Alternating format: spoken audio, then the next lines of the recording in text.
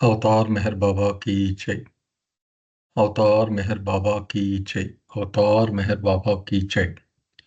Beloved God, help us all to love you more and more, and more and more, and still yet more, till we become worthy of union with you. And help us all to hold fast to Baba's Daman till the very end. अवतार मेहर बाबा की जय। जय बाबा అండి।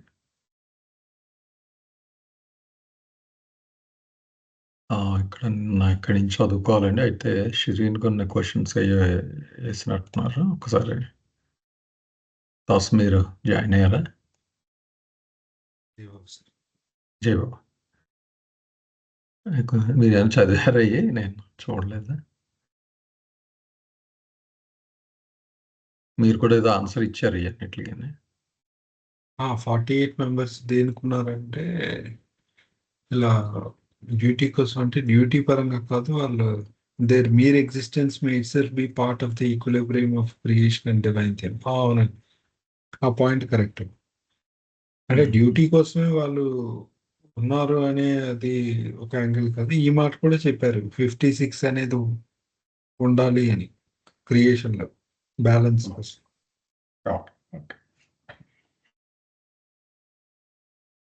దీనికి explanation మనకి ఎక్కడుందంటే 683 పేజీలో lord Meher లో ఉందండి. నేను ఇక్కడ పెడుతున్నాను.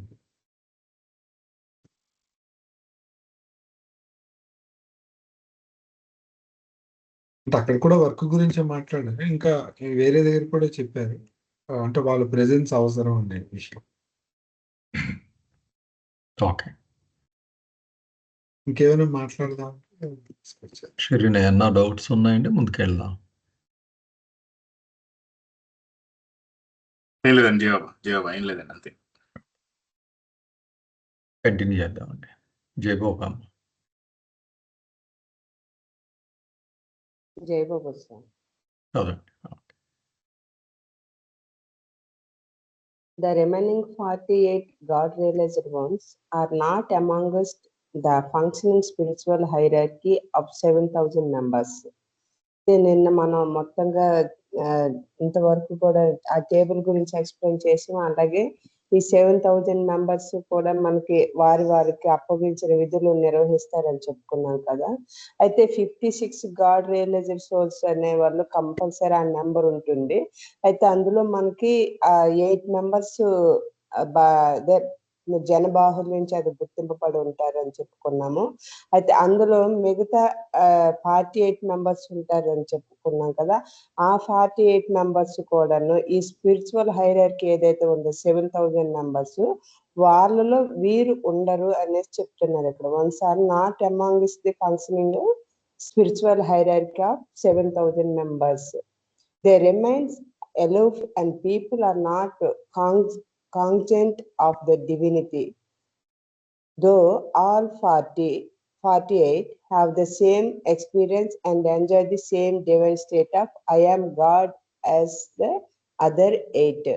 అయితే ఇక్కడ ఈ 48 మెంబర్స్ ఉన్నారు కదండి, ఈ 48 మంది కూడాను ఈ మిగిలిన 8 మంది వల్లనే నేను భగవంతుని అనేటటువంటి అనుభవం ఉన్నప్పటికి కూడాను, అలాగే వీళ్ళకి కూడా వాళ్ళకి ఎటువంటి ఆ దైవీ స్థితి ఉందో అలాంటి స్థితిని వీళ్ళు కూడా ఆస్వాదిస్తున్నప్పుడు కూడాను వీరు ఈ ప్రజల చేత గుర్తింపబడడం అనేది ఉండదు. వీళ్ళు ప్రజలకు దూరంగా ఉండడం అనేది జరుగుతుంది అనేది ఇక్కడ చెప్తున్నారు ఈ 48 మెంబర్స్ గురించి. These 48 are, as it were, on the waiting list, ready to help in any spiritual contingency cropping up through one or more of the functioning members dropping the body. అయితే ఇక్కడ వీళ్ళకి సేమ్ డివినిటీ ఉన్నప్పటికీ వీళ్ళకి ఎటువంటి కార్యనిర్వహణ బాధ్యత ఉండదని చెప్పుకున్నాం కదా మొదట. వీళ్ళు జనబాహుల్యానికి దూరంగా ఉంటారు. అయితే వీళ్ళు ఏమి ఉంటదంటే కార్యనిర్వాహక సభ్యుల్లో ఒకరు కానీ లేక ఎక్కువ మంది కానీ ఆ శరీరాన్ని ఎప్పుడైతే విడిచిపెడతారో ఆ విడిచిపెట్టిన సందర్భంలో ఏదైనా ఎటువంటి ఆకస్మిక ఆధ్యాత్మిక పరిస్థితుల్లో ఎటువంటి సమస్య వచ్చినా వెంటనే వీళ్ళు ఆ పరిస్థితిలో సహాయపడడానికి ఈ 48 మంది ఒక విధంగా ఆ నిరీక్షణ, ఆ వెయిటింగ్ జాబితాలోని వీళ్ళు ఉంటారనమాట. వాళ్ళ ఎవరైనా ముందు ఆ 8 మెంబర్స్ లో ఎవరైనా శరీరం విడిచిపెడితే వీళ్ళు ఆ పరిస్థితిని సహాయపడడానికి వీళ్ళు వెయిటింగ్ లిస్ట్ లో ఉంటారు అనేది ఎక్కువ చెప్తున్నారు 48 మెంబర్స్. సార్ కంటిన్యూ చేయనా సార్? ఇక్కడ ఆపుతాం. ఒకసారి అవుతామమ్మా, అంటే కొంచెం ఫస్ట్ పేరా కదా, అందరూ క్లియర్ గానే ఉన్నారండి. అంటే నిన్న డిస్కస్ చేసిన దాకా దాస్ కూడా ఎలాబరేట్ చేశారు. ఆల్రెడీ డిస్కస్ చేసిందే సార్. అది okay, go ahead. Okay, continue చేయండి. Out of the eight God-realized souls who are at the head of the functioning spiritual hierarchy of 7,000 members, 5 are perfect masters. అయితే ఇక్కడ 7,000 members ఉన్నారు కదండి. ఈ కార్యనిర్వహణ చేసేటటువంటి 7,000 మంది సభ్యులు గల ఈ ఆధ్యాత్మిక పాలక వర్గానికి ఈ ఆధిపత్యం ఎవరైతే వహిస్తున్నారో ఆ భగవద్ అనుభవాన్ని పొందినటువంటి ఈ 8 మంది ఆత్మల్లో 5 పరిపూర్ణ గురువులు ఉంటారు. ఈ 7,000 మందిలో 5 మాత్రం ఈ పరిపూర్ణ గురువులు, సద్గురువులు అనే వాళ్ళు ఉంటారు అనేది ఇప్పుడు చెప్తున్నారు. మళ్ళీ అదే రిపీట్ చేస్తున్నారు. Who besides having a wide public recognizes have a duty to perform in the rendering of spiritual service and benefit to the whole of mankind. అయితే వీరు ఈ 5 కూడాను జనబాహుల్యం చేత విస్తృతంగా గుర్తింపబడతారు. ఈ 5 సద్గురువులు కూడాను. అయితే ఇందులో వీళ్ళు ఏం చేస్తారంటే ఈ యావత్తు మానవాళికి కూడా ఆధ్యాత్మిక సేవ అనేది చేయడానికి, అలాగే వీళ్ళకి ఆ ఆధ్యాత్మిక ప్రయోజనాన్ని కలిగించడానికి వీళ్ళు మాత్రమే కర్తవ్యబద్ధులై ఉంటారు. అంటే ప్రతి ఒక్క మానవులకు కూడా ఆ ఆధ్యాత్మిక సేవ, అలాగే వాళ్ళకి వాటి తాలూకు ప్రయోజనాన్ని అనేది అందించే వాళ్ళు ఈ 5 ఈ 7,000 మందిలో ఈ 5 ఆ బాధ్యత అనేది ఉండడం జరుగుతుంది అనేది ఇక్కడ చెప్తున్నారు. The remaining 3 are Majubs who in spite of having achieved godhood and remaining in the physical body have no spiritual duty to perform towards mankind. అయితే ఇక్కడ 8 మందిలో ఈ 5 ఈ మానవాళికి ఆధ్యాత్మిక ప్రయోజనం కలిగించడానికి కర్తవ్యబద్ధులై ఉంటారు. ఆ మిగతా 3 ఉన్నారు కదా, ఈ 3 కూడా వీళ్ళలాగే ఆ దైవత్వాన్ని పొంది ఈ భౌతిక శరీరంలోనే కొనసాగుతున్నప్పటికీ కూడా వీరికి మానవాళి పట్ల నెరవేర్చడానికి ఎటువంటి ఆధ్యాత్మిక కర్తవ్యము ఉండదు. 5 మాత్రం ఉంటుంది ఈ 8 మందిలోని. ఈ మిగతా 3 కూడా ఎటువంటి ఆధ్యాత్మిక కర్తవ్యం అనేది ఉండదు అనేది చెప్తున్నారు. Yet they are the source of a spiritual benefit to all who come into contact with them. అయితే వీర సాంగత్యం ఈ 3 ఎవరైతే ఉన్నారు, మిగతా 3 మోజులు వీర సాంగత్యంలోనికి ఎవరైనా వచ్చి ఉన్నట్లయితే వారందరి ఆధ్యాత్మిక ప్రయోజనానికి వీరు ఆధారమై ఉంటారు. మిగతా వాళ్ళగా ఆ కర్తవ్యబద్ధులై ఉండనప్పటికీ కూడా వీర సాంగత్యం ఉన్నట్లయితే మనం ఎవరిమైనాను వీళ్ళకి ఆ ఆధ్యాత్మిక ప్రయోజనానికి వీరు ఆధారమై ఉంటారు అనేది ఈ పేరాలో చెప్తుంది. సార్ కంటిన్యూ చేయండి సార్. చదవండి. So it could be said that whereas the 5 perfect masters render a spiritual service to humanity as a whole, the few who come into the contact with and serve the 3 Majubs derive spiritual benefit from them. అయితే ఇక్కడ మనం చివరిగా మనకి దీని conclusion చెప్తున్నారు. ఇక్కడ మనకి ఈ 5 పరిపూర్ణ గురువులు ఎవరైతే ఉన్నారో వాళ్ళు ఈ యావత్ మానవాళికి ఆధ్యాత్మిక సేవ చేస్తారు. ఈ మిగతా ఈ 3 మజూబులు చూసినట్టయితే వీళ్ళ తాలూకా భౌతిక సాన్నిధ్యం ఎవరైతే కలిగి ఉన్నారో వారిని సేవించిన వాళ్ళు అతి కొద్ది మంది ఉంటారు కదా, వారి నుండి వీళ్ళు ఆధ్యాత్మిక ప్రయోజనాన్ని పొందుతారు. ఈ 5గురు అయితే మొత్తానికి సేవ చేస్తారు, ఆధ్యాత్మిక సేవ. కానీ ఈ ముగ్గురు అయితే మాత్రం ఎవరైతే వాళ్ళ సాన్నిధ్యంలో వస్తారో వాళ్ళకి ఈ ఆధ్యాత్మిక ఆ ప్రయోజనాన్ని వాళ్ళు పొందేటట్లు జరుగుతుంది అనేది ఇక్కడ చెప్తున్నారు.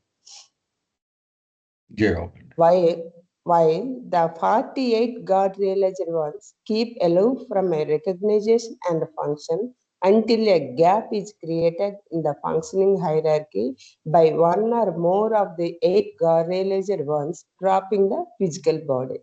అయితే ఇక్కడ ఎవరైతే ఈ మిగతా వాళ్ళు ఈ కార్యనిర్వాహక ఆధ్యాత్మిక పాలకవర్గంలో ఈ 8 మంది భగవద్ అనుభవాన్ని పొందినటువంటి వ్యక్తులు ఉన్నారు కదా, ఈ వ్యక్తుల్లో ఒకరు గాని లేక అంతకంటే ఎక్కువ మంది గాని ఈ పై పేరాల్లో చెప్పారు కదా, ఆ ఎక్కువ మంది గాని ఆ భౌతిక శరీరం వాళ్ళు విడిచిపెట్టడం ద్వారా ఖాళీ ఏర్పడినట్లయితే ఆ ఏర్పడిన వరకు కూడా ఈ 48 మంది కూడా ఆ భగవద్ అనుభవాన్ని పొందిన వ్యక్తులు ప్రజా గుర్తింపు నుండి మరియు ఈ కార్యనిర్వహణ నుండి దూరంగా ఉంటారు. ఈ మిగతా 48 మంది అందులో ఒకవేళ శరీరం విడిచిపెడితే అక్కడ అటువైపుకి వీళ్ళలో ఒకరు వెళ్ళడం అనేది జరుగుతుంది అనేది చివరికి కన్క్లూజన్ అనేది చెప్తున్నారు.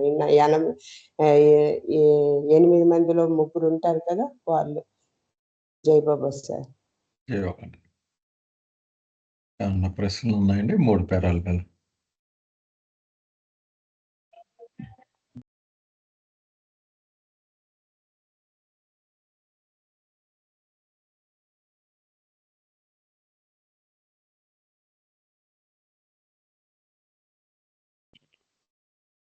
ఓకే సార్, దాస్ మీరు ఏమన్నా చెప్తారా దీని మీద?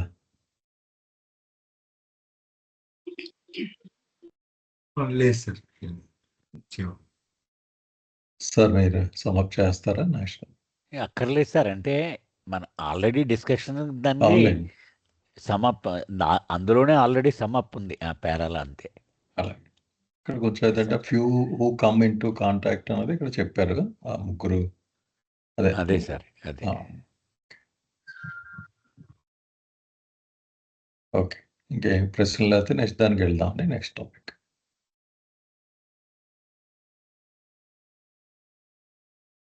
మా గౌరీ గారు నిన్న మార్చాను, చూసుకున్నారా మీరు?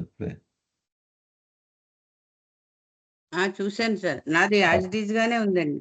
మీది మారలేదు, నెక్స్ట్ తర్వాతదే మారింది. ఓకే అమ్మా, కంటిన్యూ చేద్దాం. చదువు. అడ్వెంట్ ఆఫ్ గాడ్ యాజ్ అవతార్నిగా భగవంతుని రాక. The universe has come out of God, God has not come out of the universe. విశ్వం భగవంతుడి నుండి ఉద్భవించింది, భగవంతుడు విశ్వం నుండి ఉద్భవించలేదు అంటున్నారండి. అంటే విశ్వానికి ఆధారం భగవంతుడు, భగవంతుడికి ఆధారం విశ్వం కాదు. విశ్వం భగవంతుడి నుండి పుట్టింది కానీ భగవంతుడు విశ్వం నుండి పుట్టలేదు. Illusion has come out of reality, reality has not come out of illusion. ఈ సత్యత్వం మిథ్య నుండి ఉద్భవించలేదు, మిథ్య సత్యత్వం నుండి ఉద్భవించింది. అంటే ఈ మాయ భ్రాంతి ఏదైతే ఉందో అది సత్యత్వం నుండి ఉద్భవించింది కానీ ఈ సత్యత్వం ఏదైతే ఉందో అది మిథ్య నుండి ఉద్భవించలేదు. అంటే భగవంతుడు ఇండిపెండెంట్ అని చెప్తున్నారండి. ఆయన మీద ఆధారపడింది ఈ విశ్వం, ఈ భ్రాంతి. God alone is real. The universe by itself is illusion. భగవంతుడు ఒక్కడే యథార్థం, ఉన్నది ఆయన ఒక్కడే. ఈ విశ్వం దాని అంతటదే భ్రాంతి లేదా మిథ్య, లేనిది ఉన్నట్టుగా కనిపించేటువంటిది మిథ్య, నిజానికి ఉన్నది భగవంతుడు. ఇది ఫస్ట్ పేరా అండి. కంటిన్యూ చేద్దాం సార్. చిన్నదే కదండి, నెక్స్ట్ కూడా చదివి ఒకసారి వెళ్దాం. God's life lived in illusion as the avatar and as perfect masters is not illusory, whereas God's life lived in creation is all animate and inanimate beings is both real and illusory. అవతారునిగా మరియు పరిపూర్ణ గురువులుగా సద్గురువులుగా భగవంతుడు భ్రాంతిలో గడిపిన జీవితం భ్రాంతిమయమైనది కాదు. వాళ్ళు భ్రాంతిలో జీవించినప్పటికీ కూడా వాళ్ళ జీవితాలు రియల్ అని చెప్తున్నారండి. ఎవరిది? అవతారుడిది, సద్గురువులది. వాళ్ళు భ్రాంతిలో జీవించినప్పటికీ ఆ గడిపిన జీవితాలు నిజమైనవే, యథార్థమైనవే, వాస్తవమైనవే అని చెప్తున్నారండి. అయితే అన్ని సజీవులు నిర్జీవులుగా సృష్టిలో భగవంతుడు జీవించిన జీవితం నిజమైనది మరియు భ్రాంతిమైనది కూడా. అంటే మిగిలిన సృష్టిలో ఉన్నటువంటి ప్రాణులు, జీవులు, సజీవులు, నిర్జీవులుగా ఉన్నవన్నీ కూడా జీవిస్తూ ఉన్నాయి. వాటి జీవితాలు నిజమైనవి మరియు భ్రాంతిమయమైనవి అని కూడా చెప్తున్నారు. ఒక దృష్టిలో అవి నిజమైనవి, మరొక దృష్టిలో భ్రాంతిలో ఉన్నవి కాబట్టి భ్రాంతిమయమైనవి అని చెప్తున్నారు. ఈ పాయింట్ డిస్కస్ చేద్దామండి ఒకసారి. illusory life and God's life in illusion are not and cannot be one and the same.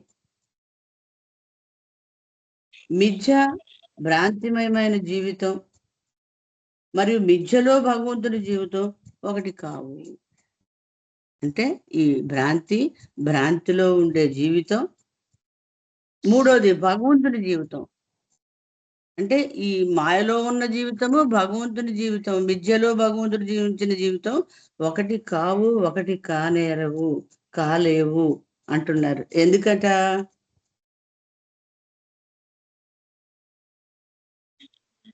illusion has no life and can have no life. Illusion కి లేనిది ఉన్నట్టుగా ఉండేది కదా, దానికి జీవం ఎక్కడుంది? జీవం లేదు కాబట్టి అది జీవాన్ని కలిగి ఉండలేదు.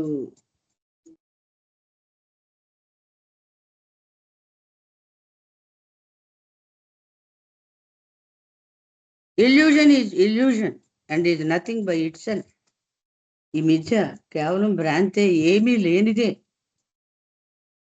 illusory life means life in illusion, with illusion, surrounded by illusion, and true it is life as experienced by the soul in creation. అది జీవితమే. ఎలాంటి జీవితం? సృష్టిలో ఉన్న ఆత్మచే అనుభవించబడుతున్న జీవితం ఉందే, ఆ జీవితం అది జీవితమే అయినప్పటికీ అది భ్రాంతిమయమైన జీవితమే అవుతుంది. అది నిజానికి జీవించినటువంటి జీవితం కాదు, మిథ్యలో జీవిస్తుంది, శూన్యంలో జీవిస్తూ ఉంది. కాబట్టి అది జీవితం అనిపించుకోదు, జీవితం కాదు అంటున్నారు. కానీ but God's life lived in illusion is not illusory, because in spite of living the illusory life, God remains conscious of his own reality. అయితే భగవంతుడు ఈ మాయలో జీవించే జీవితం అది భ్రాంతిమయం కాదు అని ఎందుకు చెప్తున్నారు అంటే, ఆయనకి నిరంతరం తన సత్యత్వం యొక్క ఎరుక ఉంటుందట. ఇందులోనే, ఇక్కడే మాయలోనే ఉన్నప్పటికీ కూడా తన స్వీయ సత్యత్వం యొక్క ఎరుకను కలిగే ఉంటాడు ఆయన కంటిన్యూస్ గా. కాబట్టి మిథ్యలో భగవంతుడు గడిపే జీవితం భ్రాంతిమయం కాదు. ఈ రెండో పేరాలో చెప్పే విషయం ఏమిటంటే, భ్రాంతిలో జీవితం ఉంది, అవతారుడిగా భగవంతుడు భూమి మీద వచ్చినప్పుడు గడిపిన జీవితం ఉంది. ఆ రెండు ఒకటి కాదు. ఎందుకని? భ్రాంతికి జీవం లేదు, భగవంతుడు యథార్థమైన వాడు. ఆయన గడిపే జీవితం ఎలాంటి జీవితం అట?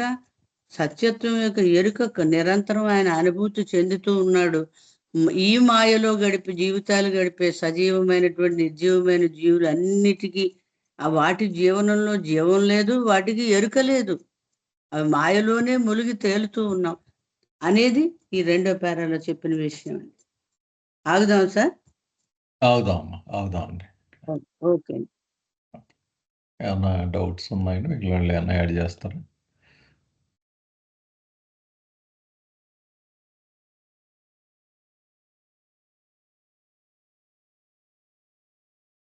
ఓకే, దాసు మీరు ఏమన్నా డిస్కస్ చేస్తారు ఇక్కడ? అంటే ఇందులో ఏది మాట్లాడదాం దేని ఈ లైఫ్ ఉంది కదా, illusion is no life and can have no life. Three words, illusion is illusion and is nothing by itself. Okay, illusory life. Both real and illusory అన్నది మెయిన్ అండి, అది డిస్కస్ చేయాలి అది. ఓకే, అదే గౌరీ గారు మీరు కూడా ఏదో అన్నారు కదండి, ఏదో అదే అదే. సార్, అదే అండి, అదే. God's life lived in creation as all animate and inanimate beings is both real and illusion. అదండి. అదేండి. అదేనండి, అదే అదే అదే. అంటే నేను అనుకుంటుంది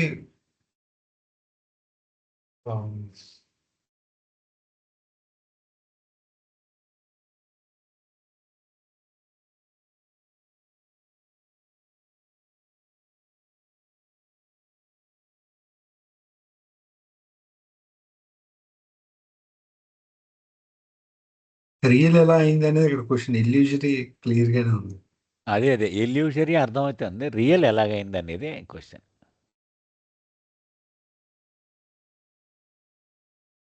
జైబాబు సార్. బికాస్ ఆ సోల్ ఈజ్ గాడ్ కదా, ఆ సోల్ లైఫ్ అని కాబట్టేనా అది. Sir రఘుపతిజీ.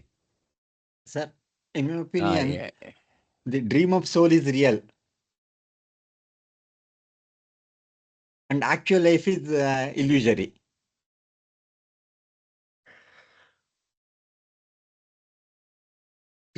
Is it not, sir? Dream is real, it is dreaming, the soul is dreaming until the bubble, bubble is real. So until the bubble burst, bubble, the life in the bubble is it is illusory, it is not the real. Soul dreams That is my understanding. I don't know. తెలియదు Let us see what is sir. others. It is saying in creation itself. So dream will not come in creation.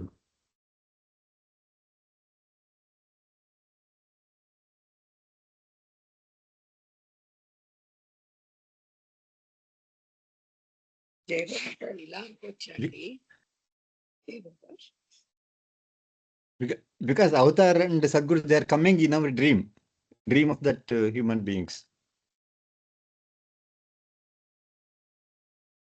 to awaken.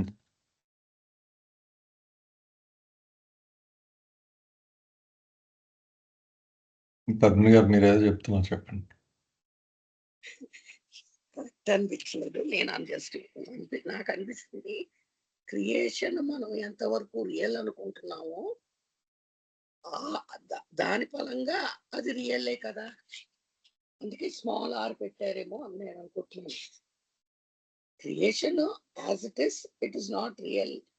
God పరంగా సత్యపరంగా అది real కాదు, కానీ మనలాంటి జీవుల వరకు అది ఎంతవరకు రియల్ అనుకున్నామో ఆ వరకు ఈ యానిమేట్ కి ఇన్యానిమేట్ బీయింగ్స్ కి లైఫ్ కూడా రియల్లే ఆ పరంగా, అందుకే స్మాల్ ఆర్ పెట్టారేమో అనుకుంటున్నాను. Okay, okay. మనకి రియల్, అక్కడ ఇల్యూజన్ రెండు ఉంటాయి ఇక్కడ అన్నట్టుగా, అంతే అన్నట్టుగా మీరు అంతే చెప్తున్నారు. ఇది ఇక్కడ నాకు చిన్నగా స్ట్రైక్ అయింది చెప్తానండి. ఇక్కడ గాడ్స్ లైఫ్ లివ్డ్ అనేది స్టాండర్డ్. సో రియలైజేషన్ వచ్చినటువంటి సోల్ గురించి ఇక్కడ మాట్లాడుతుంది. అంటే బకా స్టేట్కి వెళ్ళిన వాళ్ళు, సహజ సమాధిలో ఉన్న వాళ్ళ గురించి. సో ముఖ్యంగా అవతార్ అండ్ పర్ఫెక్ట్ మాస్టర్స్.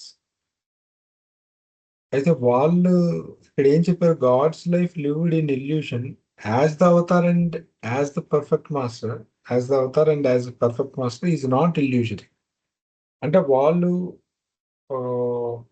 వాళ్ళ జీవితాన్ని జీవించేటప్పుడు ఒక సద్గురువుగా కానీ అవతారుడుగా కానీ అది ఇల్యూషరీ కాదు, వాళ్ళ లైఫ్ రియలే అనేది ఉంది. ఎందుకంటే వాళ్ళు భగవంతుడు అనేటువంటి కాన్షియస్నెస్ తో ఉన్నారు కాబట్టి. కానీ వాళ్ళే మళ్ళీ గాడ్స్ లైఫ్ లివ్డ్, మళ్ళీ God's life, it's not ours life. ఇక్కడ వేరే తర్వాత చూస్తే మళ్ళీ గాడ్స్ లైఫ్ లివ్డ్ అని ఉంది. మళ్ళీ అంటే వాళ్ళ గురించే చెప్తున్నారు. ఎందుకంటే వాళ్ళు Yeah. తప్పిస్తే ఇంకెవరు జీవించలేరు గాడ్స్ లైఫ్ ని. ఎందుకంటే Yes. ఈవెన్ మస్జిబ్స్ కూడా గాడ్స్ లైఫ్ జీవించట్లేదు వాళ్ళు. గాడ్స్ లైఫ్ లివ్డ్ అనేది ఓన్లీ బకా స్టేట్కి వెళ్ళాకే వాడతారు. ఇప్పుడు లివ్ అనేది వర్డ్ వచ్చిందంటే మళ్ళీ అది వాళ్ళ సార్ గురించి మరి చెప్తారు. అక్కడ God's Creation as so God's life animate live and inanimate అండి. God so God's related life lived in creation as all animate and inanimate beings. ఎందుకంటే వాళ్ళు సృష్టితో ఒకటైపోతారు. They are one become they become one with creation. అక్కడ ఆ I think aspect చెప్తున్నాడు అని అనుకుంటున్నానండి నేను. God's life lived in creation. I think you are correct, Lakshman. Because Bob has told, for ant I am ant, for this tree like that. Hmm. I think 2-3 back we read it, is it not? అవునండి, అవును. Yes, He will become for ant I become ant, for elephant I become elephant, for poor I become poor, like that. So I think అప్పుడు we అతను read it last. God's life lived in creation as all, whether it's inanimate అది పక్కన, lived in creation as the beings, as all beings is both illusory and real అని చెప్పడంలో అక్కడ ఒకటి బాబా అన్నారు, నా ద్వారా నేను ఫ్రీగా ఉన్నాను, మీ ద్వారా నేను బంధింపబడ్డాను అని అంటుండేవారు. సో అంటే ఇక్కడ మాట్లాడుతుంది వాళ్ళ ఎక్స్పీరియన్స్, నాట్ అవర్స్ ఎక్స్పీరియన్స్. మన దగ్గర మాట్లాడట్లేదు. ఆ గాడ్ లైఫ్ జీవిస్తున్న వాళ్ళ గురించే మాట్లాడుతున్నారు, అంటే అవతార్ అండ్ సద్గురువుల గురించి. సో ప్యూర్ గా వాళ్ళ స్థాయిలో వాళ్ళకి ఇల్యూషన్ లేదు, కానీ వాళ్ళు మనలాగా ఉన్నప్పుడు మాత్రం వాళ్ళకి రియాలిటీ ఉంది, ఇల్యూషన్ ఉంది అని అనుకుంటారు. But God's life lived is only by the avatar, is it? Sorry, Sadgurus, is it not?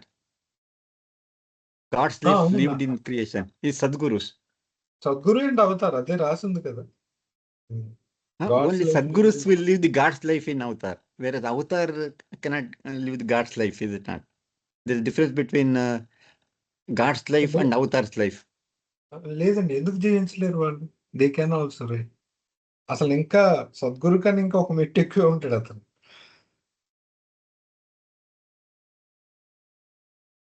So అయితే ఆ ఇల్యూజరీ అనేదాన్ని ఎక్స్ప్లెయిన్ చేయడానికి అంటే మనలాగా ఉన్నప్పుడు అవతారుడు కానీ సద్గురువు కానీ రెండింటిని పోషిస్తాడు అని చెప్పారు కదా ఇక్కడ. Both real and illusory experience ఉంటుంది. దే బికమ్ ఇంటర్డిపెండెంట్ అని ఈచ్ అదర్ అని కూడా అన్నారు, రియాలిటీ అండ్ ఇల్యూషన్. ఎక్కడైనా ఉంది అది? అది ఉందండి. నెక్స్ట్ పేరాలో ఉందండి, నెక్స్ట్ పేరాలో. యా, అది వెన్ అని ఏమన్నారంటే, only because of the mercy of God, God comes down as Avatar అని చెప్తూ, when the Avatar comes both reality and illusion became interdependent అని కూడా అంటారు.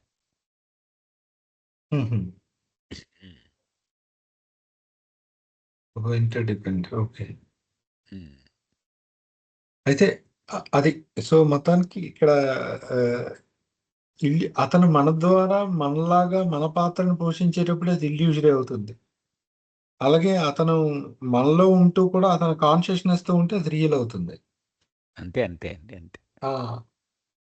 కానీ అంటే అతను ఇన్ ద సెన్స్ అవతార సద్గురు వాళ్ళు అంటే అందులో సటిల్ డిఫరెన్స్ ఉందిలేండి. అది బికమ్ యాక్ట్. ఇప్పుడు ప్రస్తుతం ఆ లెవెల్కి వెళ్ళకుండా మనం నార్మల్ గా మాట్లాడితే let's take avatar only, let's forget time being perfect master. So avatar the moment he becomes the creation, అతను 2 స్టేట్స్ ని ప్యారలల్ గా ఎక్స్పీరియన్స్ చేస్తారు. ఒకటి అతను రియల్ స్టేట్ ని ఎక్స్పీరియన్స్ చేస్తుంటారు, అంటే నేను talking about when he becomes the creation.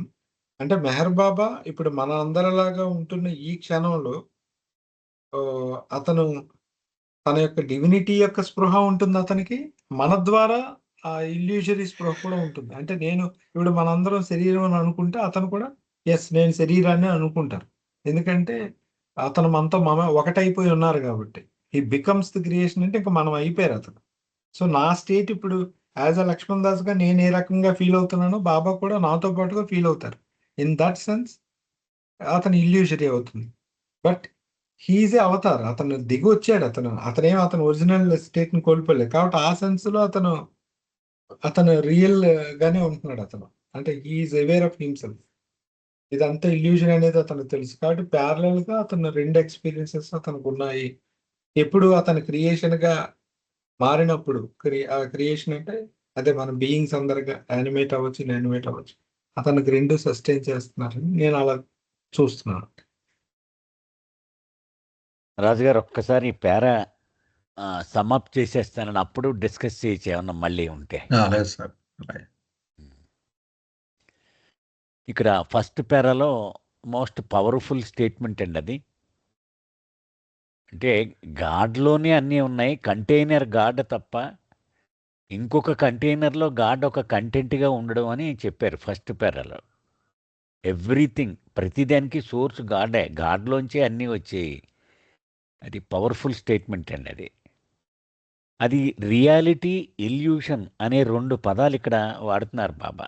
Reality అంటే అసలు వస్తువు, ఇల్యూషన్ అంటే దాని నీడ. అలా అనుకుంటే మనకి కొంత ఈజీగా మనకి విషయం అర్థమవుతుందండి. అసలు వస్తువు భగవంతుడు, దాని నీడ ఇల్యూషన్. అలా అంటే మనకి ఈజీగా ముందుకి వెళ్ళిపోవచ్చు అనమాట. సో నీడ దానికది స్వతంత్రంగా ఉండలేదు అది కదా, అది ఇండిపెండెంట్ కాదు. వస్తువు మాత్రం స్వతంత్రంగా ఉండగలదు. అది ఇక్కడ రెండోది ఏం చెప్తున్నారంటే, ఒక అవతారుడిగా లేదా సద్గురువులుగా భగవంతుడు ఈ భ్రాంతిలోకి వచ్చి గడిపిన జీవితము అది ఎప్పటికీ భ్రాంతి కాజాలదు. ఎందుకంటే నేను భగవంతుడను అనే ఎరుక వాళ్ళిద్దరికీ కూడా ఉంటుంది కాబట్టి నిరంతరాయముగా అని చెప్తున్నారు. అయితే ఈ సృష్టిలో అనేక జీవులు, నిర్జీవులు ఉన్నాయి. అవన్నీ కూడా వాస్తవానికి భగవంతుడే గడుపుతున్నాడు. అంచేతే మనకి 10 స్టేట్స్ ఆఫ్ గాడ్లో God in the state of evolution, God in the state of reincarnation, God in the state of involution అని చదువుకుంటూ ఉంటాం. అంటే ప్రయాణం చేసేది గాడే కదా. అయితే ఈ భ్రాంతితో చుట్టూ భ్రాంతి చేత ఆవరింపబడి గడిపినదంతా భ్రాంతే అంటూ ఉన్నారు బాబా. అయితే God's life lived in creation as all animate inanimate things is both real and illusory. అదే మనం ఇప్పుడు దాకా డిస్కస్ చేసుకున్నాం. అది మీకు భావుజీ లార్డ్ మెహర్ రాసే ముందు డిస్కషన్స్లో ఒక చోట భావుజీ చెప్తారు, మనవన్నీ మిథ్యా జీవితాలు, ఈ మిథ్యా జీవితాల మధ్యలో సత్యజీవనము చాలా అరుదుగా ఉంటుంది. అటువంటి అవతార పురుషుడు గడిపిన సత్యజీవనం చదువుకోవాలంటే ఈ పుస్తకమే దానికి మూలము అని ఆయన రాశాడు, ఆ లార్డ్ మెహర్ రాస్తూ. అది అంచేత ఈ మన మిథ్యా జీవితాల మధ్యలో సత్యజీవనాలు అవతారుడు సద్గురువు గడిపింది. ఇది సార్ ఈ ఈ ఈ పేరాలో just now open for discussion. ఇంకేమన్నా అవసరం అయితే.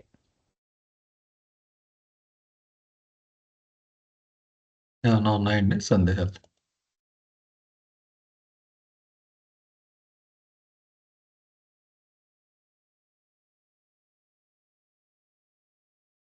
ఓకే.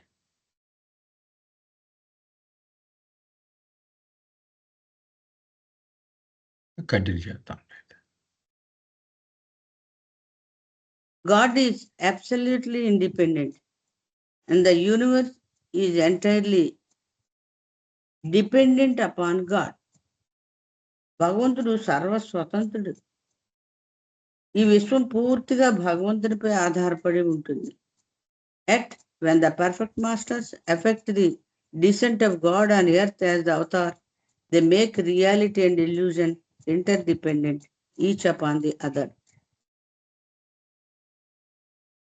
అయినప్పటికీ కూడా అంటే భగవంతుడు సర్వస్వతంత్రుడు, విశ్వం పూర్తిగా భగవంతుడిపై ఆధారపడి ఉన్నప్పటికీ కూడా భూమి మీద అవతారునిగా భగవంతుడు దిగి రావడాన్ని పరిపూర్ణ గురువులు సంభవింపజేసినప్పుడు వాళ్ళు పిలిస్తేనే కదండి వచ్చేది. అలా జరిగినప్పుడు సత్యత్వం మరియు మిథ్య ఒకదాని మీద మరొకటి ఆధారపడేలా వారు చేస్తారు. రెండిటికి ఒక బ్రిడ్జ్ లాగా ఏర్పాటు చేసి రెండిటికి మధ్య లింకుని, ఆ సంబంధాన్ని ఏర్పరుస్తారనమాట. And thus it is that His infinite mercy and unbounded love are eternally drawn upon by those who are immersed in illusion. ఆ విధంగా అతని అనంతమైన కరుణ, హద్దులేనటువంటి ప్రేమ మిథ్యలో మునిగి ఉన్న వారిచే శాశ్వతంగా వాడుకోబడుతుంటాయి. అంటే అవి అందుబాటులోకి వస్తాయి అని ఇక్కడ బాబా చెప్తున్నారని. కంటిన్యూ చేయనా సార్? ఒకసారి ఆదాం అక్కడ. ఓకే, ఈ పాయింట్ ఇంటర్డిపెండెన్సీ అన్నది ఏంటి ఒకసారి డిస్కస్ చేద్దాం. అలాగే అలాగే. ఎవరికైనా వేరే థాట్స్ ఉన్నాయండి, ఇది ఎక్స్ప్లెయిన్ చేస్తారా ఏంటి?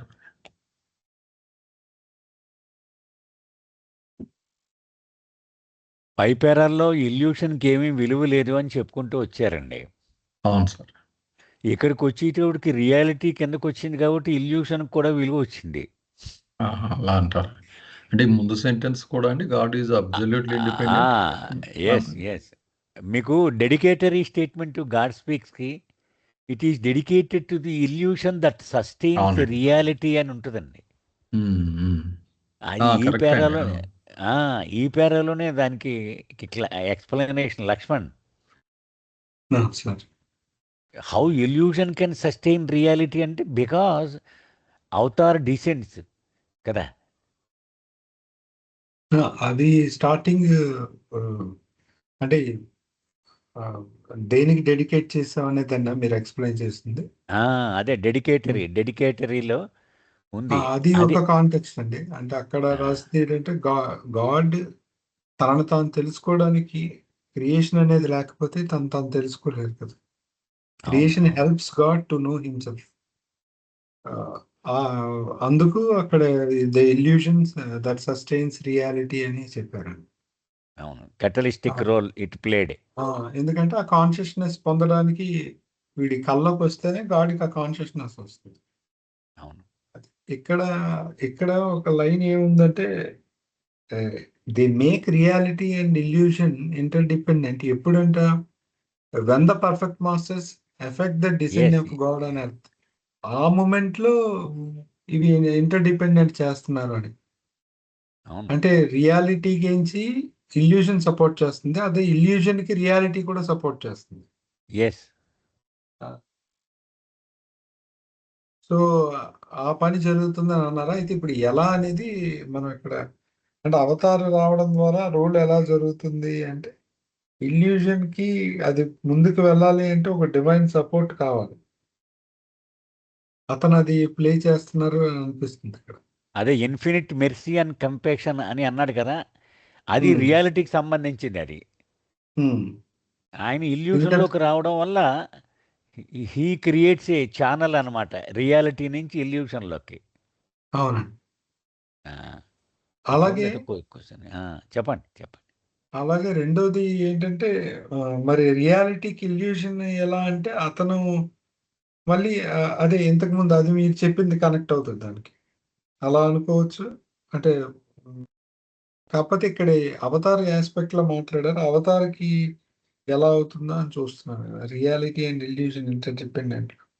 ఇల్యూషన్ కి రియాలిటీ సపోర్ట్ అర్థమైంది, బట్ రియాలిటీకి ఇల్యూషన్ సపోర్ట్ అంటే ఏంటి అని ఇక్కడ అవతార్ కాదు, perfect masters make the reality and illusion interdependent. Interdependent అవతార్ని తీసుకురావడం ద్వారా ఆ రెండింటిని ఇంటర్డిపెండెంట్ చేస్తుంది. And they are bringing down the reality into the illusion. అవును. So అప్పుడు anyway illusion is dependent on the reality. And they are bringing down the reality into the illusion. అలా interdependent ఏమో అనిపిస్తుంది. They are bringing reality into the illusion అయ్యేటప్పుడు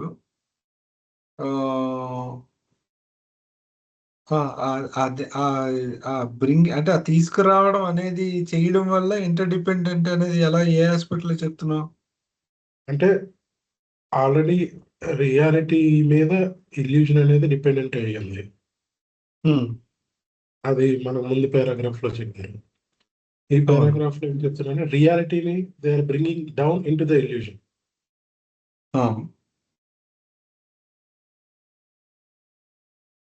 to support the illusion. Illusion ఉంటే కానీ దాని రియాలిటీని తేలేరు కదా. అది నాకు అనిపిస్తుంది. But okay okay. ఆ సెన్స్ లో ఏమనుకోవచ్చు. రియాలిటీకి ఇల్యూషన్ సపోర్ట్ చేస్తుంది.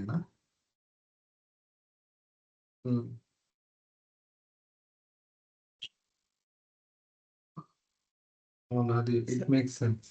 అలాగే అనుకోవచ్చు. So, Jai Baba, actually, there is two conditions exist here, is it not? First part is before the descent of Avatar and after the descent of Avatar. The first line, first line you can see, God is absolutely independent and the universe is entirely dependent on God. That is first condition. Second is when the Avatar descends amongst us. That is second condition, second type of life. In the second type, they make reality and illusion interdependent. It's you are depending on Baba. Baba is depending on our love. We are loving Baba. So we are all that interconnected. We only when the descent of Avatar in midst of us. నేను అదే అనుకుంటున్నాను. అంటే అంటే Two conditions you have to study. ఇప్పుడు ఆయన వచ్చినప్పుడు ఆ illusion అంత పెనిట్రేట్ అయిపోవడం వల్ల ఇల్యూజన్లోకి రియాలిటీ తెలియకుండా నెక్స్ట్ స్టేట్మెంట్ కూడా అదే చెప్తుంది కదా. They love drawn upon by those who are immersed in illusion. మనం ఆయన మీద డిపెండ్ అవుతున్నాం ఇల్యూజన్లో ఉన్నవాళ్ళం రియాలిటీ మీద. అలాగంటారు అది సెన్స్ అంటే అదేనండి. ఒకటి క్రియేషన్ మీద మన క్రియేషన్ అంతా అంటే అది ఒక నీడ అనేది మనిషి ఉంటేనే మనిషి నీడ ఉంటుంది. అది ఫస్ట్ లైన్. ఇది God is absolutely independent and the universe is entirely depend on God అనేది. మనిషి లేకపోతే నీడ ఉండదు. కాబట్టి గాడ్ మీదే అతని నీడ అనే క్రియేషన్ డిపెండ్ అయింది. అది స్టాండర్డ్. అది అర్థమైంది. ఇంకా లాస్ట్ లైన్ కొత్త మధ్యలో వదిలేసి His infinite mercy and unbounded love are eternally drawn upon those who are immersed in illusion. అయితే ఇప్పుడు మనందరం కూడా ఈ అజ్ఞానంలో ఈ భ్రాంతిలో మునిగిపోయి ఉన్నాం మనందరం. కాబట్టి మనల్ని ఉద్ధరింపబడాలి, మన గమ్యానికి మనం చేరాలంటే ఆయన ప్రేమ, ఆయన కృప కావాలి, కరుణ. అవి మన మీద తీసుకురాబడ్డాయి. ఎలాగా ఆయన్ని తీసుకురావడం ద్వారా ఈ క్రియేషన్ లో. అంటే ఆ దజ్ అన్నది ఏం చెప్తుందంటే ఆ ఇంటర్ డిపెండెన్సీ ఆ రెండింటి మధ్యన తీసుకురాకపోతే సాధ్యం కాదన్నట్టుగానే చెప్తుంది ఆ దజ్ అన్న స్టేట్మెంట్. నాకు అనిపిస్తుంది లక్ష్మణ్, నాకు అనిపించేది ఇల్యూషన్ డిపెండెంట్ అపాన్ రియాలిటీ అనేది డౌట్ లేదు. మనకి మొట్టమొదటి నుంచి మనకి క్లారిటీ ఉంది. How reality depends on illusion అనేది మనకి ఇక్కడ కావాలి కదా. ఆ పాయింట్ అవును, కరెక్ట్. అంతే. ఆ పాయింట్ అంటే అది మనకు అర్థమైంది. అలా స్టార్టింగ్ లో కూడా అర్థమైంది ఎలా రియాలిటీ అయితే ఇప్పుడు ఏంటంటే రియాలిటీ కేర్ ఆఫ్ ఇల్యూషన్ అయిపోయింది ఇక్కడికి వచ్చాడు కాబట్టి ఆయన అలా అలా తీసుకోలేము. అంటే ఇక్కడ అవతార్ ఆస్పెక్ట్ లో చూస్తున్నాను. గాడ్ అవతార్ ఆస్పెక్టే బాబా చెప్పేదంతా ఈ పేరాలో అవతార్ గురించి చెప్తున్నారు. అవతారుడిగా అతనికి ఇల్యూషన్ ఏ రకంగా హెల్ప్ చేస్తుంది అనేది ఇక్కడ నేను అర్థం చేసుకోవడం ట్రై చేస్తున్నాను. ఇప్పుడు మండలి అంతా తయారు చేసుకోవడం వాళ్ళ వల్ల నేను చేయగలిగాను అనడం కానీ is totally one way dependent on again illusion కదా ఇక్కడికి వచ్చినప్పుడు. ఇంకా అంటే అతను ఒక పాత్ర పోషించడం వల్ల ఇల్యూషన్ మీద డిపెండ్ అవుతుందట. అదే సో అలాగే రియాలిటీ ఇల్యూషన్ మీద డిపెండ్ అవుతుంది. ఆ పాత్ర ఏంటి ఎగ్జాక్ట్ గా అనేది అంటే ఏ పని చేసేటప్పుడు ఏది దేని మీద డిపెండ్ అవుతుంది అని ఇంటర్ప్రిట్ చేయడానికి ట్రై చేస్తాం. ఒక వేగ్ గా ఏదో అర్థం అవుతుంది కానీ క్లియర్ గా ఆ డిపెండెన్సీ ఉండడం వల్లే ఇల్యూషన్ ఇన్స్పైర్ అవుద్ది. ఇప్పుడు ఒక మదర్ గా షిరిన్మయి, ఫాదర్ గా ఆయన, మండలిగా మన అందరం కూడా ఆ డిపెండెన్స్ ఆయన క్రియేట్ చేస్తాడు కనుక ఇల్యూజన్ మీద so many things happened sir నేను అనుకోవడం. ఆ ఎఫెక్ట్ అయితే ఉండదు కదా అసలు ఆ డిపెండెన్స్ ఆయన చూపించకపోతే. అంటే illusion attain some value because the avatar has come and lived here కదా.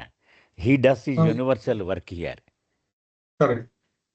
ఏమండి at the same time he is also using the illusion to Yes, accomplish yes. Something Something.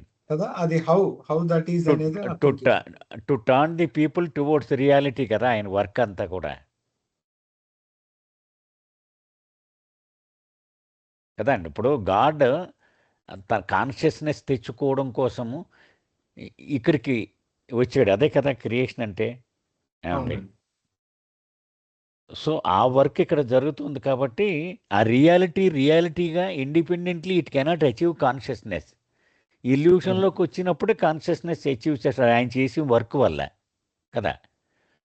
So reality to that extent depends upon illusion. ఇది కొంచెం sense ఉందండి. Right, ఆయన చేసే work వల్ల రియాలిటీకి help అవుతుంది ఇల్యూషన్. అది అది అది అలా ఇది క్రూషియల్ పాయింట్. రైట్. సో అప్పుడు ఆయన మాత్రమే చేయగలడు ఆ వర్క్ ఇక్కడ ఉండు, అది ఇల్యూషన్. అది కరెక్ట్. అది ఇంటర్ డిపెండెంట్ అంటే. రైట్, ఇప్పుడు నాకు అవతారిక ఆస్పెక్ట్ లో వచ్చింది. ఏదో సినిమాలో అనమాట. ఏదో నారదుడు అక్కడికి వెళ్తే అక్కడ చెప్తారు ఎక్కడ కైలాస వైకుంఠానికి వెళితే ఇక్కడెక్కడ ఉన్నాడైనా కిందకి వెళ్ళిపోయాడైనా అక్కడ ఉన్నాడు అక్కడికి వెళ్ళి అంటారు. కరెక్టేనండి. ఫోకస్ ఇప్పుడు అంటే ఆయన ఫోకస్ పడ్డం అంటే అన్ని అయినా కూడా ఫోకస్ పడ్డం అనేది చాలా ఇంపార్టెంట్ కదా, కేంద్రీకృతం. ఈ టైంలో ఆ దృష్టి అంతా దీని మీద ఉంటుంది అనమాట. ఆయన ప్రెజెన్స్ అదే కేర్ ఆఫ్ ఇల్యూషన్ అయిపోతాడు ఆయన. అయిపోద్ది అనమాట. మీరు అన్నట్టు అది కరెక్ట్. అక్కడెక్కడ ఉన్నాడు మా విష్ణు ఎప్పుడో వెళ్ళిపోయాడు లక్ష్మిని తీసుకుని కిందకే. అదేలేండి, ఏదన్నా మనకు ఉన్న దాంట్లో కంపేర్ చేసుకోవడం అంతే, నియరెస్ట్ ఏంటన్నది పాసిబిలిటీ. అంచేత ఇంటర్ డిపెండెన్స్ అనే పదానికి ఏంటంటే illusion is used as the అది ఫీల్డ్ అనమాట టు హెల్ప్ రియాలిటీ. అది అంటే అవతారుడు వచ్చినప్పుడు ఆయన చేసే వర్క్ జరుగుతున్నప్పుడు ఆ ఇల్యూషన్ మీద రియాలిటీ కూడా డిపెండ్ అయ్యే పరిస్థితి. అది మనం అర్థం చేసుకోవడం అంతే. Okay sir. అవునండి, correct. Okay okay. You can take the example of Meher Baba and Mehera. Just like Prakriti and Purusha, just like that. Baba said, without Mehera, I can't live like that. Yes, sir. In Gita, Yes, the sir. Prakriti and Purusha, it is interdependent. Yes, sir. Yes, sir. Okay. మా గౌరీ గారు clear అయిందండి మీకు? Sir అవునండి, clear అయిందండి. ఒకసారి కళ్యాణ్ వీళ్ళు మెసేజ్లు పెట్టారండి, నేను చదువుతాను.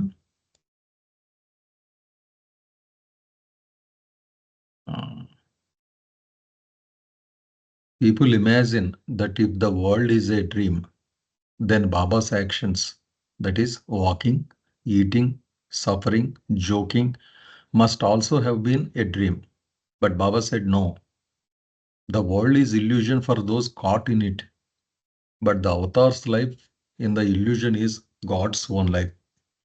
Therefore, his suffering, his work, his silence, and his love are real acts performed within illusion for the sake of awakening others.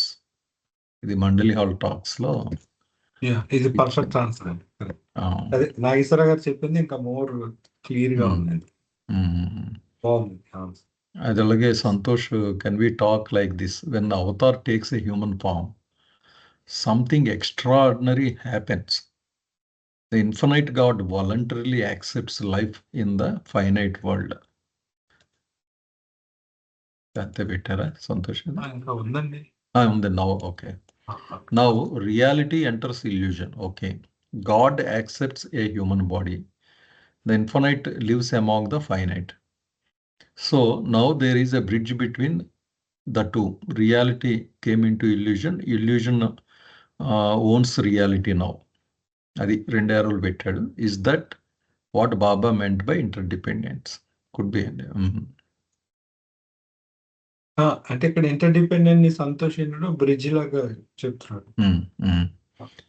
అలా తీసుకోవచ్చు. ఇంకా ఇంకా మరి కొంచెం డెప్త్ కి వెళ్తే పైన ఉన్నది ఎలా తీసుకున్నా అంటే ఆ లాస్ట్ స్టేట్మెంట్ నాకు క్రూషియల్. అంటే మొత్తం మీద ఏంటి, ఆ ఛానల్ ఓపెన్ చేసేయడం వల్ల బ్రిడ్జ్ అప్పుడు దాకా ఉన్న ఐసోలేటెడ్ బ్యారియర్ బ్రేక్ అయిపోవడంతో ఇట్స్ ఫ్లడ్డే కదా. కంపాషను, ఆ రియాలిటీ అంతా ఒక అందువల్ల మాట వాళ్ళకి అన్నారండి.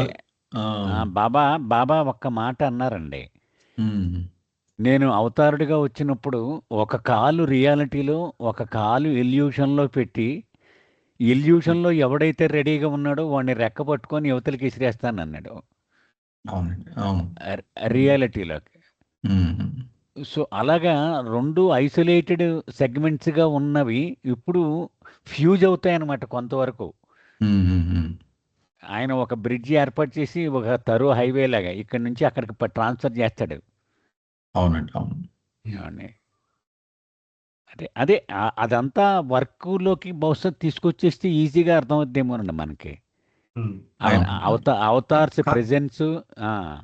ఇది చాలా చెప్పండి. గ్రేట్ థింగ్ అండి. అంటే ఇది చాలా సింపుల్ గా కనిపిస్తుంది కానీ అసలు నిజంగా వేదాలు ఏమైనా మాట్లాడాలంటే మాట్లాడాల్సిన విషయాలు ఇవే, పవిత్ర గ్రంథాలన్నీ. అంటే అంత గొప్ప విషయం కదా. రెండిట్లో అతను ఉంటూ ఇక్కడ ఉన్న వాళ్ళందరిని అక్కడ ఉద్ధరించడానికి ప్రయత్నిస్తాడు. ఆ త్యాగం ఇంకెవరు చేయలేరు. అవును. అది ఎలా అనేది అంటే ఆయన వర్క్ ద్వారానే సాధ్యం అవుతుంది. అవును, ఆయన అందుకే నేను జీవితం ద్వారానే సాధ్యం అవుతుంది. My work is more important than anything అనేవాడు కదా ఆయన. అసలు వచ్చిందే వర్క్ కదా అతను. అతనికి దేనికోసం వర్క్ అతను వచ్చింది ప్యూర్లీ వర్క్. అందులో ప్రేమ కూడా ఒక భాగం, ప్రేమను పంచడం ప్రేమికులకి. అదే బట్ ఆయన సఫరింగ్. ఆ ప్రాసెస్ లోనే ప్రతి నిమిషం ఇంపార్టెంట్ అని మళ్ళీ టైంకి బౌండ్ అవడం కూడా ఇంకా దీని గురించే బేసిక్ గా. మళ్ళీ ఇట్స్ గాన్ కదా మనకి ఆపర్చునిటీ. మీకు 1968లో బాబా డిక్లేర్ చేశారు కదా, my work is finished 100% to my utmost satisfaction అని చెప్పారు. గుర్తుంది కదండి? అవునండి, అవును. చెప్పిన తర్వాత అందరూ వెళ్ళిపోయిన తర్వాత కురుషత్ ఉండిపోద్ది. ఉండిపోయి బాబా దగ్గరికి వచ్చి నెమ్మదిగా చెప్పొద్ది, Baba you are planning to exit body drop చేసే నాకు రెడీ అయిపోయావు కదా అని అడుగుద్ది. బాబా ఎందుకు అలా అంటున్నావు అన్నారు. అంటే నువ్వు చాలాసార్లు చెప్పావు నా వర్క్ అయిపోతే ఒక్క నిమిషం కూడా ఉండని ఇక్కడ, నేను వచ్చింది దానికోసం అని నువ్వు డిక్లేర్ చేసావు కదా, నాకు భయం వేస్తుంది అంది. బాబా ఆవిడ పెదాల మీద వేలు పెట్టి గట్టిగా చెప్పకు, నలుగురికి మెహరాకి కష్టం తట్టుకోవడం అన్నారు. అది with in a few months he dropped his body. So ఆయన వర్క్ అంత క్రిటికల్ అనమాట. Okay sir. సో అయితే ఒకసారి కంక్లూడింగ్ లైన్ చెప్తాను సార్. సో ఈ అంటే సృష్టికి భగవంతుడి సహాయం లేకపోతే సృష్టి ముందుకు కొనసాగలేదు. కాబట్టి ఖచ్చితంగా ఆ సృష్టికి సహాయం అందాలి అంటే ఆ రియాలిటీ అనేది రావాలి, హెల్ప్ చేయాలి క్రియేషన్కి. అక్కడే క్రియేషన్ డిపెండ్ అవుతుంది రియాలిటీ మీద. సో అందుకోసం ఆ రియాలిటీకి చెందినటువంటి భగవంతుడు అవతారుడిగా సృష్టిలోకి వచ్చాడు. సో రావడం ద్వారా క్రియేషన్ ఆ సృష్టి అనేది taking help from the reality, అతని డిసెండెన్స్ వల్ల. అలాగే ఆ రియాలిటీ ఈ సృష్టిని ఆధారంగా చేసుకొని సృష్టినే తన ఒక ఇన్స్ట్రుమెంట్ గా వాడుకొని ఈ సోల్స్ అన్నింటినీ అంటే తనకు ముందుకు తీసుకెళ్ళగలుగుతుంది తన పని. ఎందుకంటే భగవంతుడు కూడా ప్యారలల్ గా తనను తాను రియలైజ్ అవ్వాలనుకుంటున్నాడు.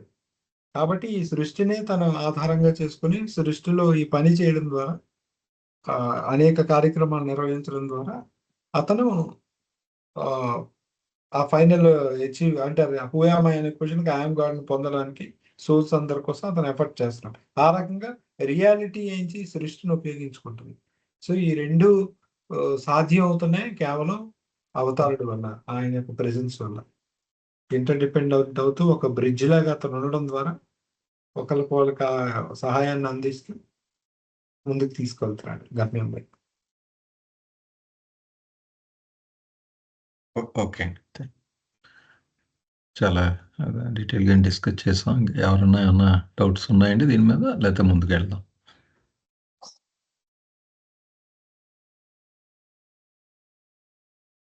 ఓకే, కంటిన్యూ చేద్దాం.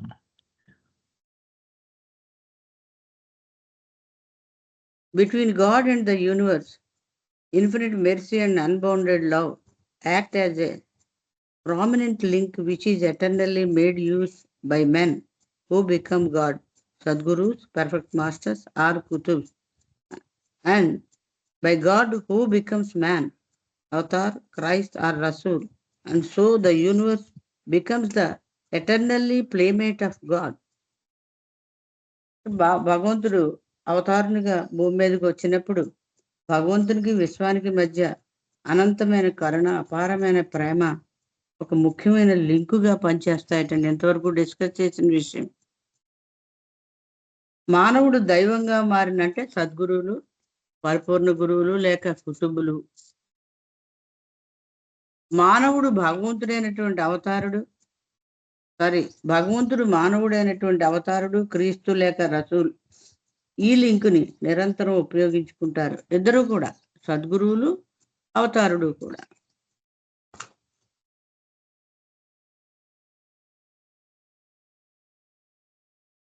అందువలన కాబట్టి ఈ విశ్వం భగవంతునికి శాశ్వతమైన చెలికాడవుతుంది. అంటే రెండు చటాబడాలు వేసుకుని ఉంటారని అనమాట. అంటే క్లోజ్నెస్ పెరుగుతుంది, సన్నిహితత్వం పెరుగుతుంది అని చెప్తున్నారు. But also establish law in illusion.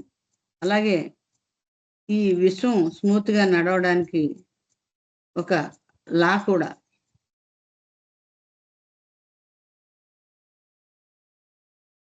ఒక లైన్ మర్చిపోయానండి, ఒక్క నిమిషం.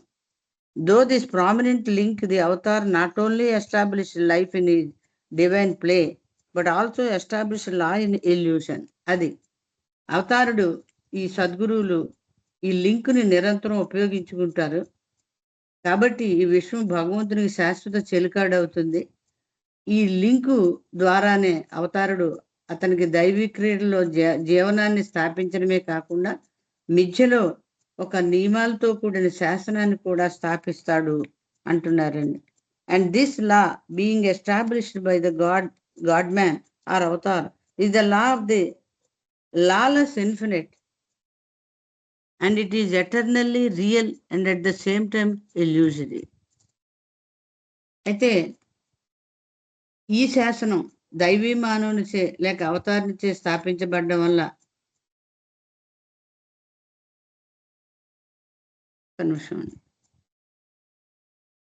ఇది నెక్స్ట్ పారాగ్రాఫ్ చెప్తున్నాను నేను. It is the law that governs the universe all the ups and downs eternal. మళ్ళీ వెనకాల చదువుతానండి. Through this prominent link the avatar not only establish life in his divine play but also establish law in illusion. And this law being established by the God man and avatar is the law of the lawless infinite and it is eternally real and at the same time. అంటే ఈ illusion లో అవతారుడు స్థాపించినటువంటి శాసనం ఒక విధంగా real, ఒక విధంగా illusory అని కూడా చెప్తున్నారు. It is this law that governs the universe. ఇదే ఈ విశ్వాన్ని పరిపాలిస్తూ ఉంటుంది. దేంతో కలిపి all its ups and downs, దానిలో ఉన్నటువంటి ఆ ఒడిదుడుకులతో సహా. Construction, destruction, devastation are guided by this law. ఈ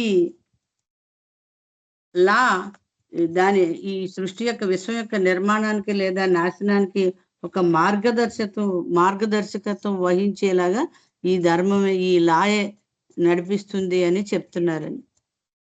at the cyclic period God's independent absoluteness is made to work upon this law by the God man as God's will, and this means that anything, everything that the avatar wills is ordained by God.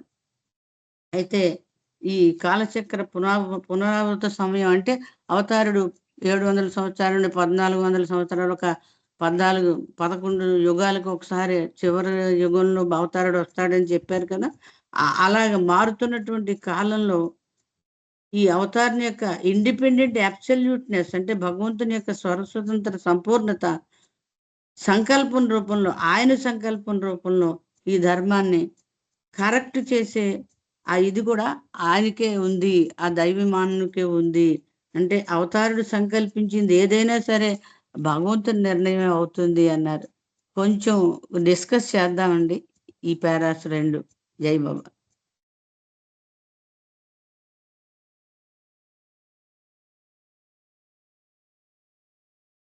ఇది యాక్చువల్గా 1955 April 10ని బాబా issue చేసిన ఒక సర్క్యులర్లో message అండి ఇది. Life circular number 24 ఈ message అంతా కూడా.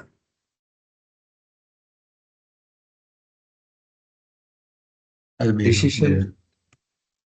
Decision అనే పేరు మీద ఇది రిలీజ్ అయింది.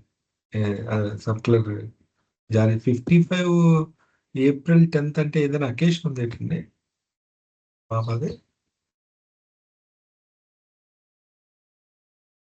ఎప్పుడండి ఏ సంవత్సరం 55 ఏప్రిల్ 10. అది ఫస్ట్ ఫైనల్ డిక్లరేషన్ ఇచ్చిన తర్వాత కన్ఫర్మేషన్ డెసిషన్ ఇచ్చారు, అది అందులో డెసిషన్ అది final okay. Clarification confirmation decision అని ఇచ్చారు అనమాట. క్లారిఫికేషన్. సో 54 సెప్టెంబర్లో డిక్లరేషన్ ఇచ్చిన తర్వాత సిరీస్ ఆఫ్ మెసేజెస్ లో ఫైనల్ మెసేజ్ డెసిషన్. అయితే ఇది డెసిషన్ అందులో ఉంది మెసేజ్. అది వచ్చి గాడ్ స్పీక్స్ లో సప్లిమెంట్ లో పెట్టారు అన్నమాట.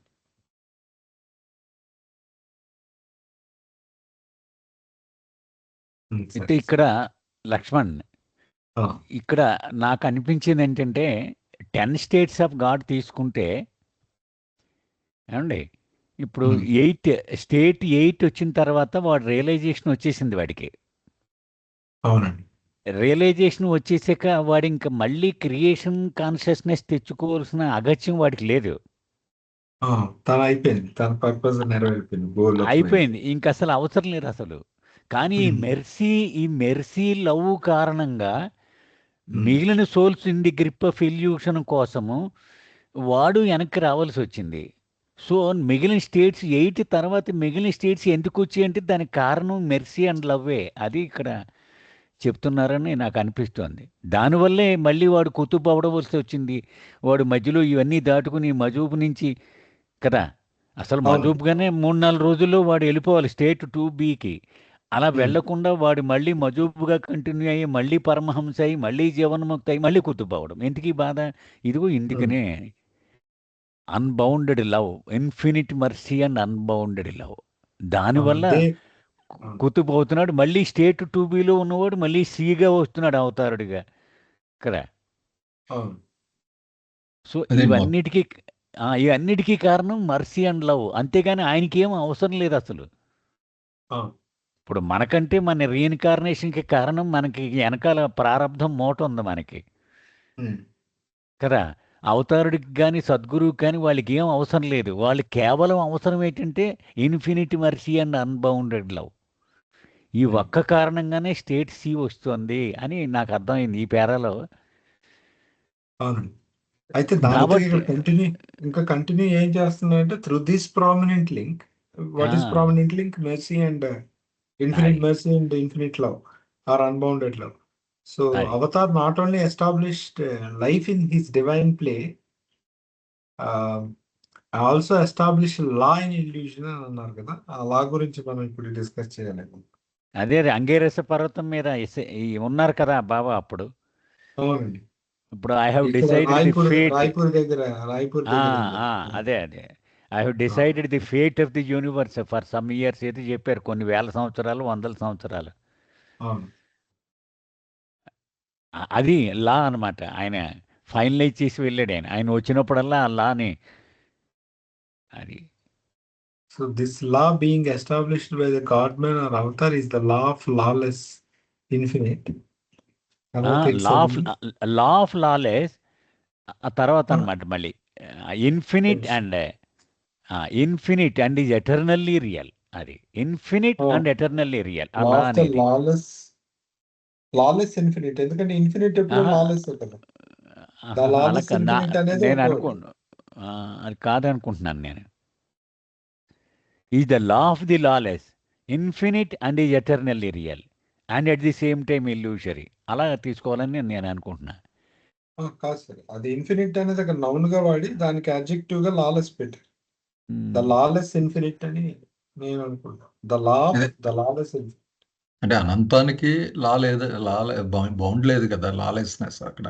కానీ లాలెస్ ఇన్ఫినైట్ కి లా అయింది అది ఇప్పుడు. సార్ ఏంటంటే ఆ ఇన్ఫినిట్ అనేది నెక్స్ట్ దానికి సంబంధించిన అని అంటున్నారు, కానీ కాదు అన్నాను నేను.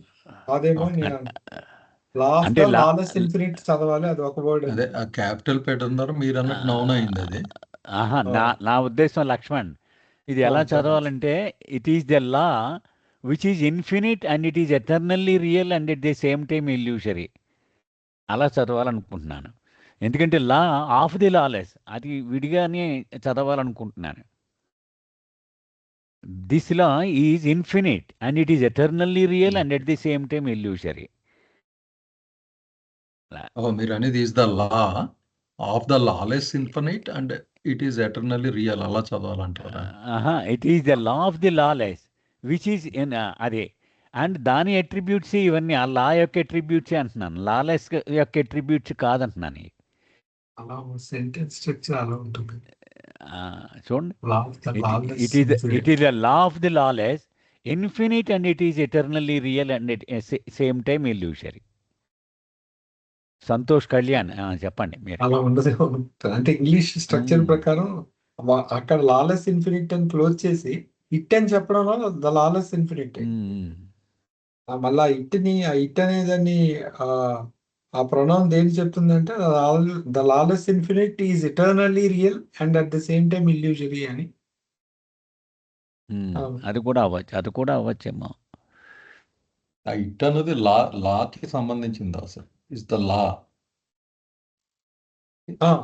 the law of the lawless and it and many law is it that law is eternally real and the same time illusion. Correct lawless అంటే ఇది ఇంకా కిందకి వెళ్తే అండి అదే కొంచెం అంటే సెకండ్ తర్వాత పేరా కూడా ఈ సైక్లిక్ పీరియడ్ అంటే అదే పైన డిస్కషన్ అయిపోతే ఇది కూడా కొంచెం డిస్కస్ చేద్దాం. ఇప్పుడు ఆలోచిస్తుంది ఏంటంటే ఈ లాలెస్ ఇన్ఫినిట్ అంటే ఇన్ఫినిట్ అంటే అక్కడ భగవంతుడికి ఎటువంటి నియమాలు, ధర్మాలు, కండిషన్స్ ఏమి ఉండవు. సో ఇక్కడ ఏం చెప్తున్నారు, and this law being established by the God man or avatar is the law of the lawless infinite. అవును, అంటే అసలు ఎటువంటి లా అనేటువంటి లేనటువంటి వాడి చేత పెట్టబడినటువంటి లా ఇది. ఏది? అతను ఈ క్రియేషన్ ఎస్టాబ్లిష్ చేసిన లా అవతార్. And it is eternally real at the same time illusory. ఆ లా శాశ్వతమైంది, అలాగే మళ్ళీ ఇల్యూజరీ మాయతో కూడింది అని చెప్తున్నారు. అంటే అవతారుడు దేన్నైతే ఎస్టాబ్లిష్ చేశారో ఆ లా చెప్తూ it is this law that governs the universe, all its ups and downs. అది సో దాని తాలూకా అదే సృష్టి అంటేనే ఇంకా కదలిక ఉంటుంది, పడవడం లేవడం అన్నీ ఉంటాయి క్రియేషన్కి. అదొక వేవ్ లాంటిది కాబట్టి, అలాగైతేనే జగత్తు ముందుకు వెళ్తూ ఉంటుంది కాబట్టి దాని పడి లేవడాలన్నీ కూడా ఆయన లా మీద డిపెండ్ అయి ఉంటాయి. Construction and devastation are guided by this law. అదే ఆ సృష్టిలో మనకు కొన్ని రోజులు వసంతాలు చూస్తాం, కొన్ని రోజులు అంటే ఎండిపోయి రాలిపోవడాలు చూస్తాం. అంటే మంచి రోజులు చూస్తాం, చెడు రోజులు చూస్తాం. సో ఈ రెండు కూడా అలా ప్రకారమే జరుగుతాయని చెప్తున్నారు.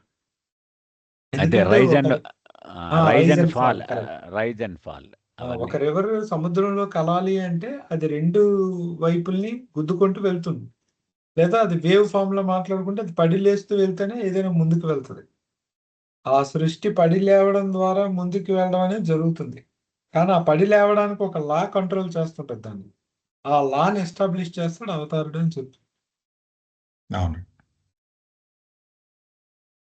ఇంకా లాస్ట్ లైన్కి వస్తే, at the cyclic period God's independent absoluteness is made to work upon this law by the God man as God's will, and this means that anything and everything that the avatar wills is ordained by God.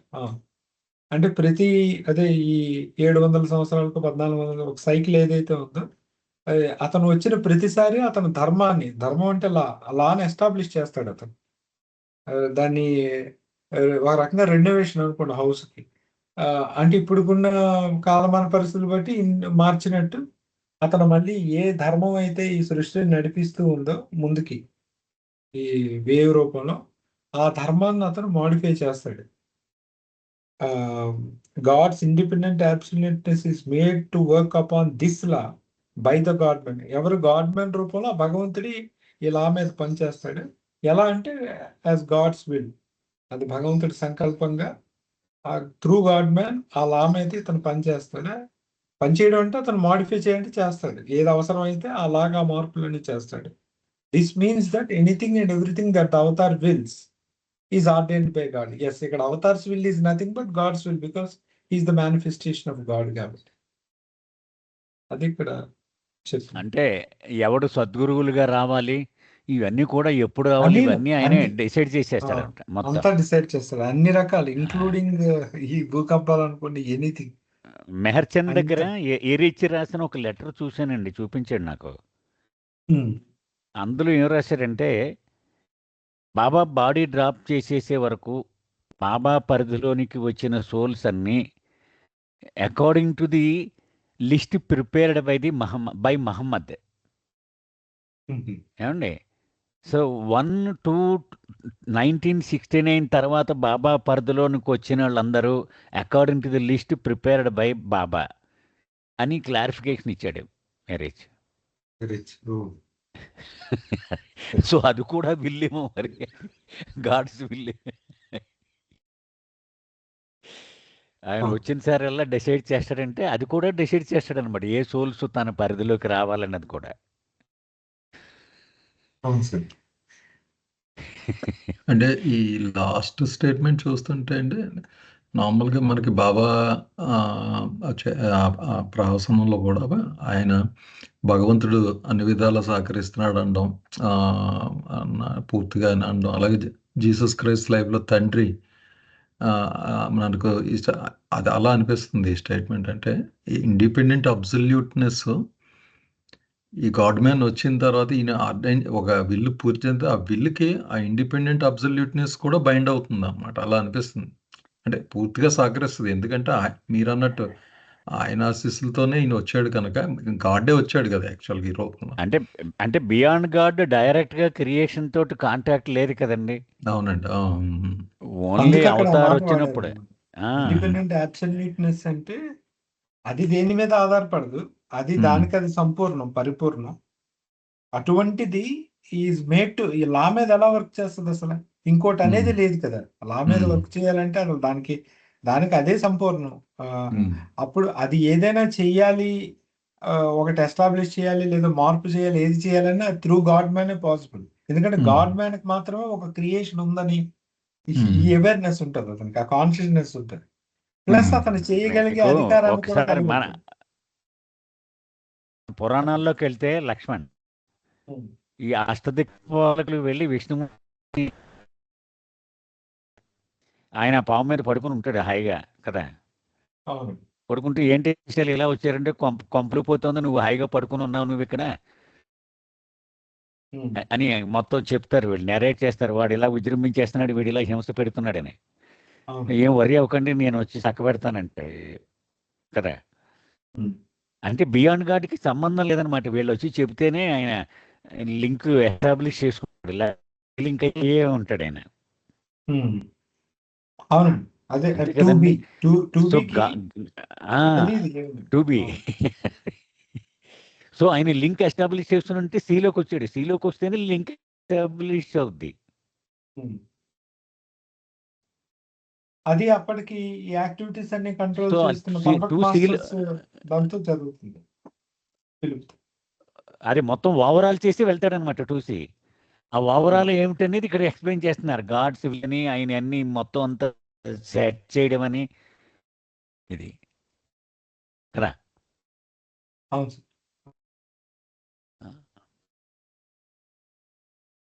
Okay, ఏమన్నా ఉన్నాయండి మిగిలిన ప్రశ్నలండి? అయితే ఒక్క ప్రశ్న, ఇప్పుడు తౌహీద్ అన్నది ఫ్రెష్గా start చేద్దామని మీరు అన్నారు కదా లక్ష్మణ్. అంటే నెక్స్ట్ వీక్ సాటర్డే స్టార్ట్ చేద్దామన్నా ఏంటి? అంటే తౌహీద్ అంతా ఒకసారి చెప్పేసుకుందామని. అలా అయితే పెట్టుకుందామండి. ఎలాగా మల్టిపుల్ వీకెండ్స్ పడతాయి, రెండు వీకెండ్స్ అన్న. పెద్దదేమో కదా ఇది బాగా. అంటే పారా బై పారా చెప్పమంటారా చదివేసి? అలాగే మామూలు ఇదే ప్రాసెస్ ఫాలో అవుతాం కదా, చదువుతారు ఎవరో ఒకళ్ళు, మీరు ఎక్స్ప్లెయిన్ చేస్తూ ఉంటారు. ఇలా నైసరావు కూడా మీరే చెప్పాలంటున్నారు కదా ఇది. అంటే ఒక సాటర్డే సండేతో అవ్వదేమో అంటున్నాను, చాలా ఉంది కదా, అలాగే 2 వీకెండ్స్ చెప్పుకుని ఆ తర్వాత మళ్ళీ మెయిన్ స్ట్రీమ్లోకి వస్తామా, అంతేగా? అంటే నేనేమనుకున్నానంటే ఈ రోజు ఇది చాలా చిన్నది ఉంది కదా, అయిపోద్దేమో అనుకున్నాను. ఇది అవతార్ అడ్వెంట్ ఆఫ్ అవతార్ అనేది ఉంటే మళ్ళీ తౌహీద్ స్టార్ట్ చేసేస్తే ఆ, అవదేమో అనుకున్నాను నేను. ఆ సెన్స్ తో అనుకుంటే ఇదే రోజంతా పట్టించింది మనకి ఒకటి. అంటే ఇప్పుడు అయిపోయింది కనుక ఇంకా అయితే next advent of the Avatar చాలా డీటెయిల్డ్గా డిస్కస్ చేసాం సార్, అంచేత ఇంత అదేలేండి అవసరమే కూడా. వస్తేలేండి అది. ఈ అన్నిటికంటే ఎక్కువ అవసరం, మ్మ్. అదే ఎక్కువ అవసరం ఈ అన్నిటికంటే కూడా. అవి కొన్ని చాలా ఇన్ఫ్లుయెన్స్ చేస్తాయండి. నేను మొన్న డిస్కషన్లో that consciousness becomes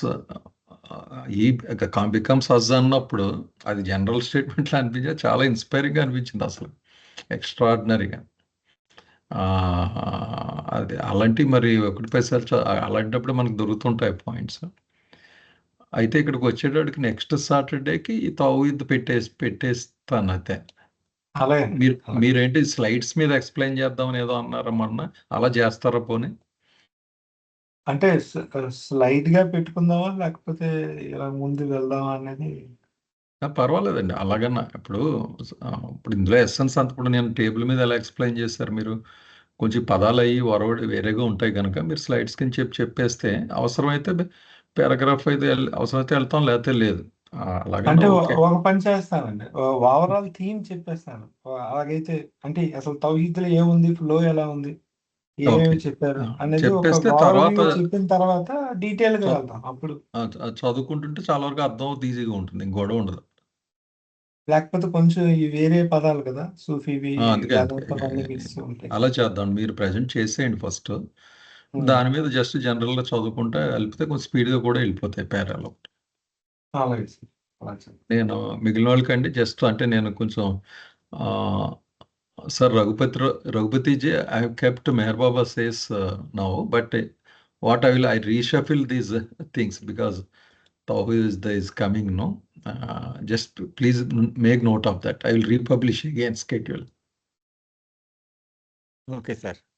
Okay, sir. So Meher Baba says may go after Tawhid on this thing. But your name may come again at Tawhid now.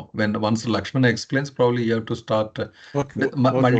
Multiple people need to read it. Tawhid is a big chapter, right? Different sections I have made here. Yeah. Okay, sir. Okay, sir. Just Okay. please take note of that. Okay. Okay sir. జై బాబా అండి అందరికీ. అయితే ఏమన్నా ప్రశ్నలు ఉంటే discuss చేద్దాం. 3 minutes ఉంది.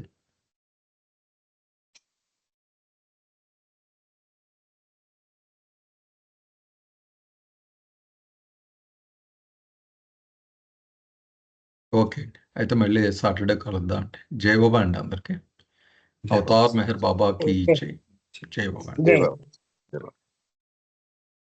జై బాబా.